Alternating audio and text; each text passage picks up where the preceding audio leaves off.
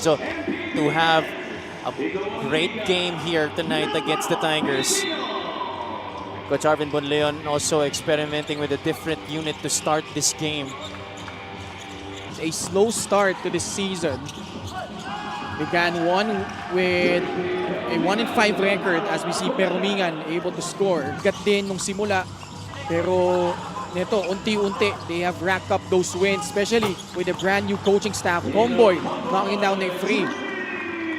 And you could note now being able to maximize the different weapons that they have on this team. Just like that guy. Oh my God, Bambang Gamalinda still oozing with confidence. It's been a win, a loss, a win, a loss, and then last time a win. And they want to build a winning streak here. Go for back-to-back wins. Arboleta with a nifty move. He is a matchup knight. Has that short-range game. Occasionally can hit the three-point shot. That's a nice pass to the running Sam Peralta. You know what they say, coaches always tell you, giving him that pass. 6-8. Mindoro trailing by 2 until that shot to tie up the game by Manzo pa rin bumabantay. The cut by Arboleda whips a pass to the left corner. It's a free for Chris De Chavez. Well, I thought Arboleda already had a score. Ino Comboy. No one available, so he decides to pull up. Nails in a free. Now, this is proving to be... You'd say at the moment they are, you know, you'd say mid-tier in terms of the teams in the South Division. As we see Tricky Perumingan, you've mentioned how he's been playing well as against Bacolod in their last match. Escobedo, speaking of playing a great game, how about this guy? Comboy tracks it down, puts up a free of his own. Manzo inside, floats it up and in. June Manzo just brings up. Sedurifa puts the ball on the deck. The spin. Vienes inside, kissing it off the glass. So former Davao Occidental Tiger. That was his uniform when he hit that probably the biggest shot in Orion. Oh yeah, yeah. Sobrang layo, grabe. But he was able to put that in and give them that win. Brix Ramos though, picking up from this year, the hard work has been paying off. You see this guy waking up early to go to skills training and then he goes to practice tapos magbubuhat pa yan ang ipinapakita ni Brix Ramos. 3-point shot knocked down by Sedurifa on the other end naman. Magandang pagbawi ni Noel Bonleon. But you can see every possession has been hard fought. These two teams just very impeccable so far in hitting their shots. Bobby pagka-release. Ito naman si Brandre Vienes. Oh, what about hands by Kong? Able to sky high for the putback.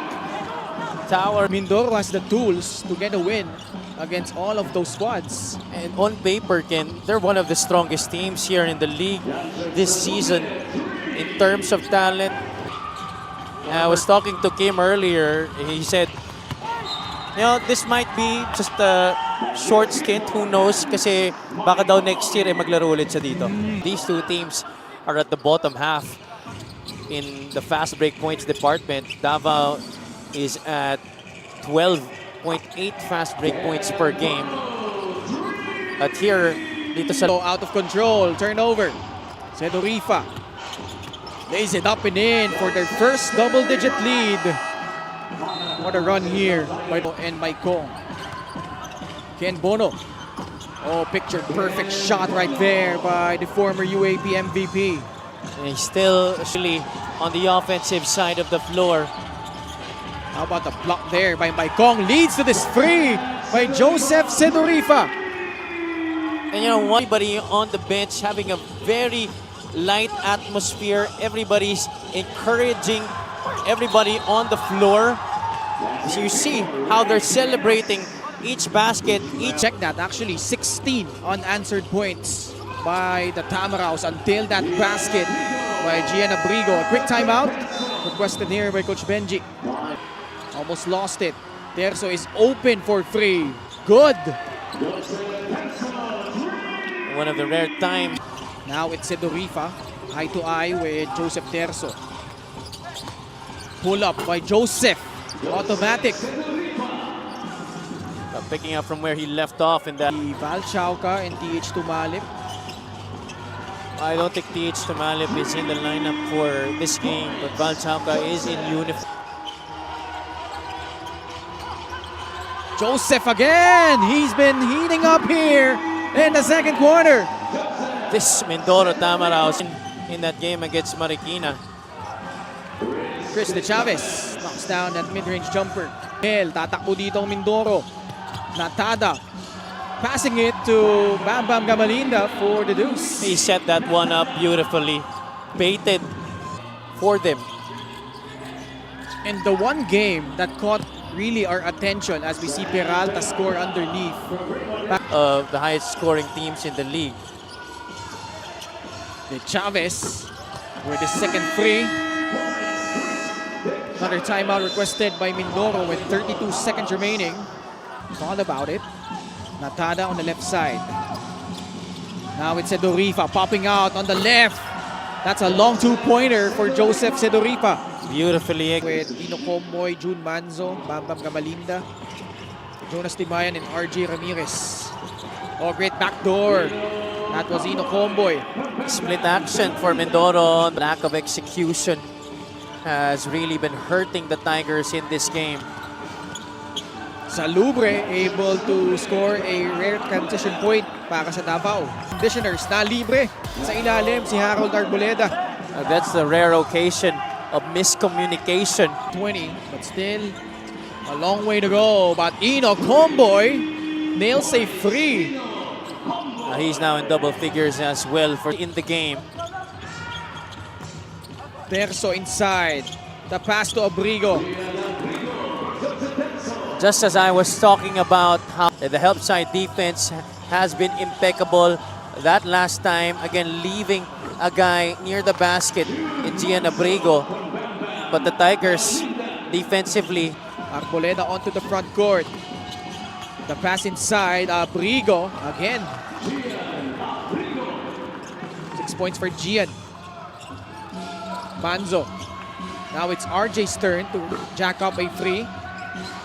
Noticeably for Mindoro as we see that inside incursion by Ino Comboy. Those threes have been... Arboleda pulls it back out but finds Salubre inside for the reverse.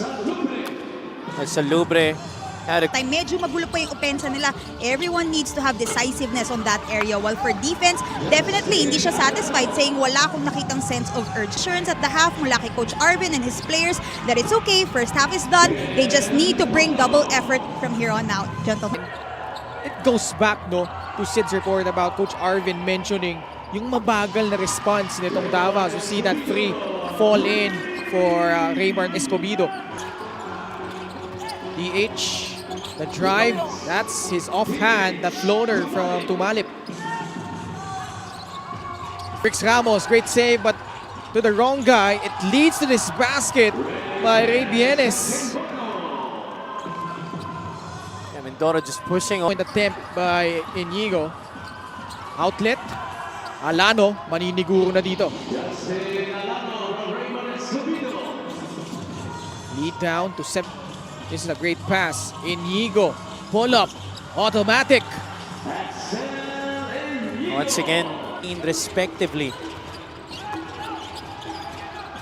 Inside, this is Sam Peralta scoring. In this game for the Tamaraws. That shot does not work. Tatakbo ang Davao. That was another rare transition basket by Raymart Escobedo. I hope you enjoy your birthday.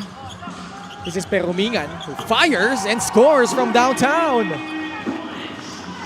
This In the fourth quarter. Wendell Comboy. 3-point shot. Pangbawi para dito sa Mindoro. That was the problem with the shot that Escobedo.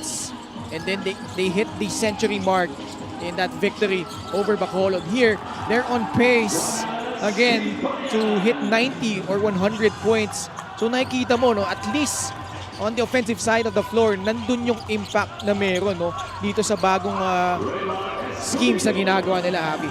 And defensively, especially partially blocked by Manzo. Salubre, the second jump, enabling him to get the basket. They need stops. Already a good defender in college, but became an even better one under Coach Solo Villanueva last year, past couple of years, actually. Milking the clock. Now pulls up, cashes in from 20 feet. Oh, that first game against Parañaque, they won that one. Then they travel to Pola, and mangyari man yung inaasam nila dito, they will go to 9 wins and 6 losses. Sedorifa with the exclamation point. We mentioned yesterday, mabibigat yung mga susunod na kalaban nila as we see that free by Danny Marilao as Mindoro hits the century mark for the second straight game. I was having a conversation with Danny. I saw him earlier, maaga siya dumating dito sa venue. And he told me, big victory para sa Mindoro, and it's back to the drawing board for the Davao Occidental Tigers. That 33-point production that Mindoro had in the second period, and that's where Davao